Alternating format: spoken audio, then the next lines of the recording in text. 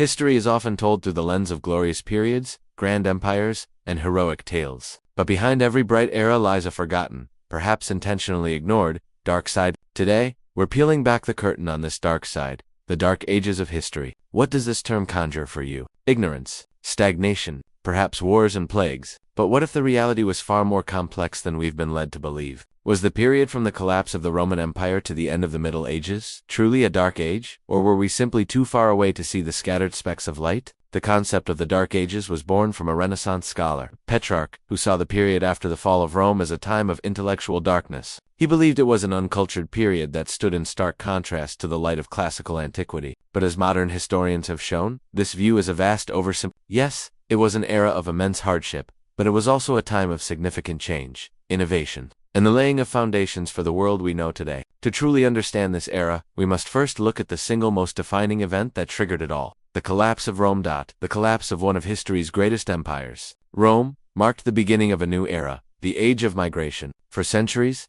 the Roman Empire had provided a framework of law, order, and infrastructure across much of Europe and the Mediterranean. But by the 5th century, a confluence of internal and external pressures proved to be its undoing. Economic instability, political corruption, and military overextension left the empire vulnerable. A series of barbarian migrations, driven by climate change and pressure from groups further east, put immense strain on the empire's borders. The Vandals, a Germanic tribe, crossed the Rhine River in 406 AD, ravaging Gaul and Spain before establishing a kingdom in North Africa. The Visigoths, after sacking Rome in 410 AD under their king Alaric, eventually settled in what is now Spain. The Huns, led by the infamous Attila, swept across Europe, their sheer brutality and military efficiency forcing other tribes to flee into Roman territory. These invasions weren't just military defeats. They were an unraveling of Roman infrastructure, economy, and authority. In 476 AD, the deposition of the last Western Roman emperor, Romulus Augustulus, by the Germanic chieftain, Odoacer, was not a sudden cataclysm but the final, symbolic act in a long, slow decline. The lights of a unified empire went out, and a new fragmented world of competing Germanic kingdoms began to take shape. The political, economic, and social structure of Western Europe was thrown into chaos. Trade routes became unsafe, cities shrank, populations declined, and the vast network of Roman roads fell into disrepair. The intricate system of Roman law was replaced by a mosaic of tribal customs. The Latin literacy of the classical age plummeted, and knowledge was largely confined to the cloisters of monasteries. But did civilization truly vanish in this chaotic environment? While the Western Roman Empire was crumbling, a new powerful entity was emerging from the chaos. The Frankish kingdom, initially just one of many Germanic tribes. The Franks, under the leadership of King Clovis I, consolidated their power by conquering rival tribes in Gaul. Their conversion to Nicene, same brand of Christianity as the Roman population was, a masterstroke that won them the loyalty of the Gallo-Roman elites and the powerful Catholic Church. This alliance laid the groundwork for the most significant political development of the early Middle Ages. The Merovingian dynasty, established by Clovis, eventually gave way to the Carolingians, culminating in the reign of Charlemagne, one of the most remarkable figures of the era. From 768 to 814 AD, Charlemagne launched a series of relentless military campaigns that expanded the Frankish realm to encompass much of modern-day France, Germany, and Italy. He was not just a conqueror but an administrator and a patron of culture. He instituted the Carolingian Renaissance, a period of intellectual and cultural revival. He standardized handwriting with the Carolingian minuscule script, which improved readability and helped preserve classical texts. He established schools and monasteries and cathedrals to educate clergy and nobles. On Christmas Day, 808, Pope Leo III crowned Charlemagne, Emperor of the Romans, a moment that symbolically united the political power of the Frankish king with the spiritual authority of the Church, signaling the birth of a new, distinctly European civilization. Yet even Charlemagne's empire was fragile, and after his death, it fractured into 3 separate kingdoms, laying the foundation for the future nations of France and Germany. In stark contrast to the West's decline, the Eastern Roman Empire,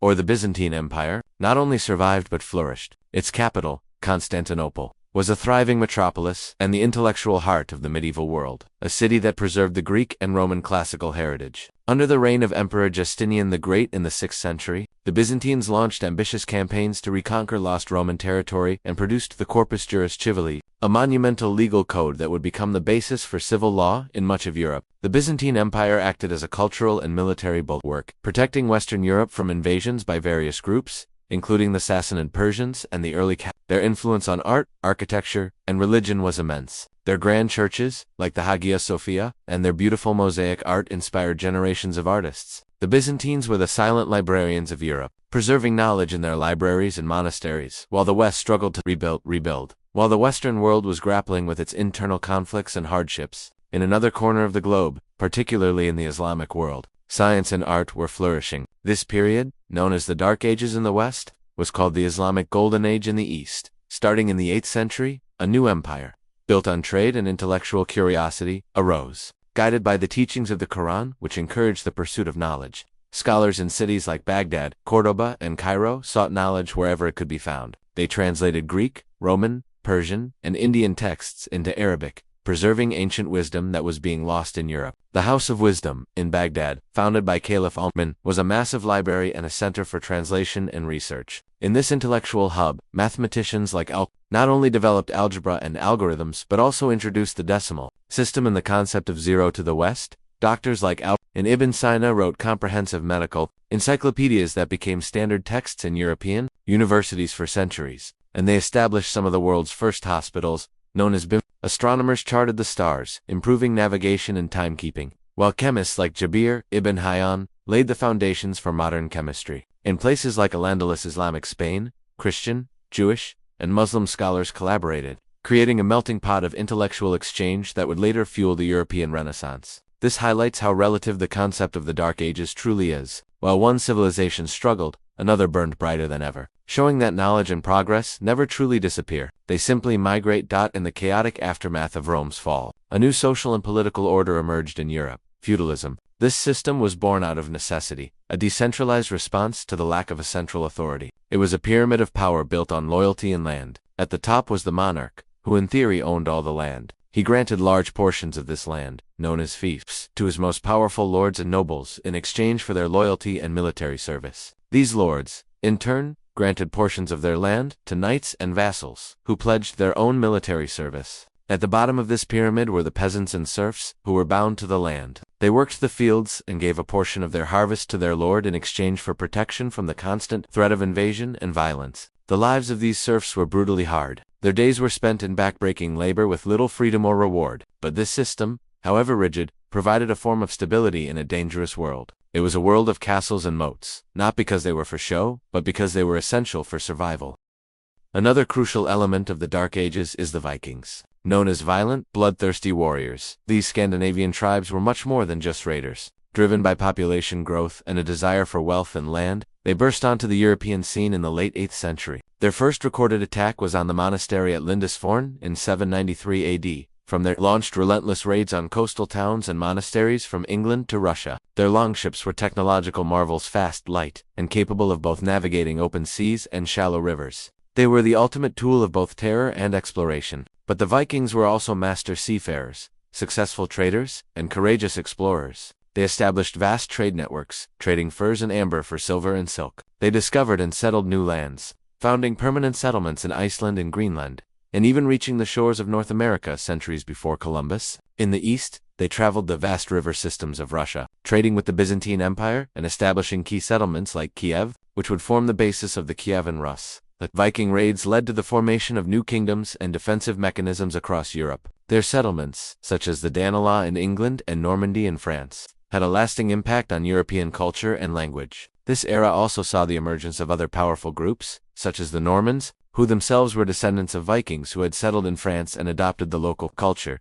In the midst of this political and social upheaval, one institution remained a constant source of stability and power: the Catholic Church. With the fall of the Roman Empire, the Church became the single most unifying force in Western Europe. It was the only organization with a clear hierarchy, a consistent set of laws, canon law, and a presence in every town and village. The Church provided spiritual guidance and administered the sacraments, but its power extended far beyond the religious sphere. It was the intellectual heart of the period, with monks painstakingly copying and preserving ancient texts in their scripts. Monastic orders like the Benedictines established self-sufficient communities that not only served as centers of prayer, but also as hubs of agricultural innovation and learning. The Church amassed vast wealth and land, and its influence on kings and commoners was absolute. Popes could excommunicate kings, effectively stripping them of their legitimacy in the eyes of their subjects in a time when divine right was everything. The Church's power was so great that it often came into conflict with secular rulers, a famous example being the investiture controversy of the 11th century, a power struggle between the Holy Roman Emperor and the Pope over who had the right to appoint bishops. It was the Church that would later call for the most dramatic series of military expeditions of the era. The Crusades, starting in the late 11th century, a series of military campaigns were launched to reclaim the Holy Land from Muslim rule, motivated by a mix of religious fervor, a desire for land and wealth, and the promise of salvation. Tens of thousands of Europeans, from kings to peasants, took up the cross. The First Crusade, launched in 1096, was a chaotic but ultimately successful endeavor that led to the capture of Jerusalem and the establishment of the Crusader states. Subsequent crusades were far less successful, often marked by internal conflicts and logistical failures. However, while they may have failed in their ultimate goal, the Crusades had a profound and lasting impact. They led to increased trade between Europe and the Middle East, introducing Europeans to new goods like spices, silks, and sugar. They also facilitated the exchange of ideas. In Arabic, scientific and philosophical knowledge, which had been lost to Europe, was reintroduced through translations. Military orders like the Knights Templar and the Knights Hospitaller were formed, which would become powerful financial and political institutions. Despite the chaos and calamities, this was not an era of complete intellectual and technological darkness. Inventions like the heavy plow, the horse collar, and the windmill revolutionized agriculture, making farming more efficient and leading to an increase in food production. The development of spectacles improved vision, allowing scholars to read and write for longer hours. The compass and rudder made ships more navigable, paving the way for future exploration. The construction of massive Gothic cathedrals, with their stunning stained glass and flying buttresses, was a testament to the sophisticated engineering and artistic prowess of the period. This was also the era of the rise of the first universities, such as those in Bologna, Paris, and Oxford. Here, scholars developed a new method of inquiry called scholasticism, which sought to reconcile faith with reason. Figures like Thomas Aquinas wrote monumental works of philosophy that would influence Western thought for centuries, but nothing encapsulates the brutal and transformative nature of the Dark Ages quite like the Black Death pandemic. Starting in the mid-14th century, a plague originating in Central Asia swept across the globe, reaching Europe via trade routes. Carried by fleas on rats, it was an unprecedented catastrophe. It spread with terrifying speed, overwhelming medieval medicine, and burying entire cities in death. Historians estimate that it claimed the lives of an estimated 75 to 200 million people worldwide, with Europe's population being reduced by as much as half in some regions. The plague came in three forms: the bubonic, with its agonizing bupe, the pneumonic, which spread through the air with deadly efficiency, and the septicemic, which was almost always fatal. Societal order completely collapsed. The traditional feudal hierarchy was turned upside down. With the labor force drastically reduced, the value of peasants and workers skyrocketed. Serfs who had been tied to the land for generations were suddenly able to demand better wages and living conditions, leading to the gradual but irreversible dissolution of the feudal system. The Black Death shattered people's faith in old institutions, including the church, as prayers and rituals failed to stop the disease. The sheer scale of the death forced people to re-examine their beliefs and led to a new emphasis on the individual and the human experience. So, were the Dark Ages truly dark? While it was a period of immense hardship, war, and plague, it was also a time of significant change and intellectual seeds. The challenges of the Dark Ages forced humanity to innovate and adapt. The scattered fragments of Roman knowledge were preserved in monasteries and would eventually find their way back into the European intellectual sphere, often through contact with the Islamic world during the Crusades. The societal shifts caused by events like the Black Death led to the rise of a new class of free laborers and merchants. It was a chaotic and difficult journey, but it was a journey that ultimately led to the Renaissance, a period of unparalleled flourishing in art, science, and culture. The legacy of this period is not one of complete darkness, but rather of a complex and fascinating era that shaped the very foundation of our modern world.